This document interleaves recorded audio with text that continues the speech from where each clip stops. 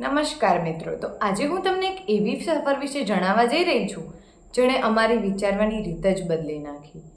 થોડા દિવસ પહેલાં અમે લોકો નિરાંત આશ્રમ ગયા હતા, જે નિરૂપાબેન એવા લોકો માટે ઘર બનાવી રહ્યા છે જેમનો આ દુનિયામાં કોઈ જ નથી, કોઈનો સહારો નથી, કોઈ પૂછનારું નથી. ત્યાં નાના બાળકો હતા, વૃદ્ધ માતા પિતા હતા, પીડિત મહિલાઓ હતી.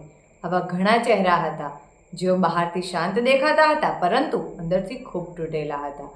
અને એવું જોઈ એવું લાગ્યું હતું કે માણસ આખી જિંદગી પૈસા, નામ, સંબંધો પાછળ દોડતો રહે છે, છતાં ઘણો એકલો પડી જાય છે.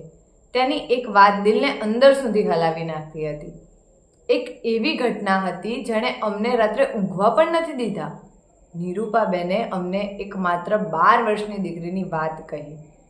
આજે જેના પોતાના જ પિતાએ તેની સાથે દુષ્કર્મ કર્યું હતું.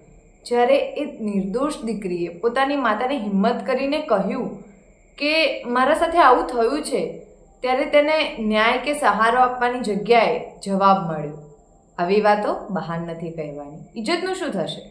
મિત્રો, એ ક્ષણ સમજાયું કે ઘણીવાર ગુનેગાર કરતાં પણ ખતરનાક આપણું મૌન બને છે, આજનો ડર બને છે, લોકો શું કહેશે એની ભીતિ બને છે. અને બધા મિત્રો અમે રાત્રે રૂમમાં બેઠા, પરંતુ કોઈને ઊંઘ આવતી નહોતી.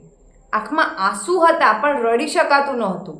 મનમાં માત્ર એક જ પ્રશ્ન, આવું કેમ? આપણો સમાજ.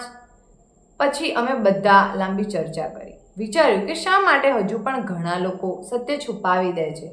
શા માટે પીડિત વ્યક્તિને જ શરમ અપાય છે? શા માટે સંબંધોની આડમાં ગુનો દબાવી જાય છે?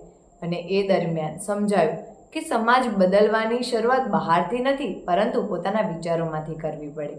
નિરાંત આશ્રમમાં અમને માત્ર દુઃખની કહાનીઓ નહીં પરંતુ માનવતા, સેવા, સહાનુભૂતિ અને હિંમત પણ જોવા મળી. કારણ કે દુનિયામાં ઘણા લોકોને ઠુકરાવી દે છે, ત્યાં નિરૂપાબેન જેવા લોકો તેમને ફરી જીવવાનું કારણ આપે છે. આજે આ વિડીયો દ્વારા હું માત્ર એક ઘટના નહીં પરંતુ એક સવાલ તમારા સુધી પહોંચાડવા માંગુ છું. જો કોઈ બાળક, કોઈ સ્ત્રી કે કોઈ વૃદ્ધ તમારી સામે પોતાની દુઃખની વાત કરતો, તો શું આપણે સમાજના ડરથી ચૂપ રહી જઈશું કે પછી તેની બાજુમાં ઊભા રહીશું? કારણ કે સાચી ઇજ્જત સત્ય છુપાવવામાં નથી પરંતુ અન્યાય સામે અવાજ ઉઠાવવામાં છે. અને કદાચ આ શીખ અમે નિરાંત આશ્રમમાંથી લઈને પાછા આવ્યા છીએ. માણસ બનવું સૌથી મોટું ધર્મ છે. ધન્યવાદ.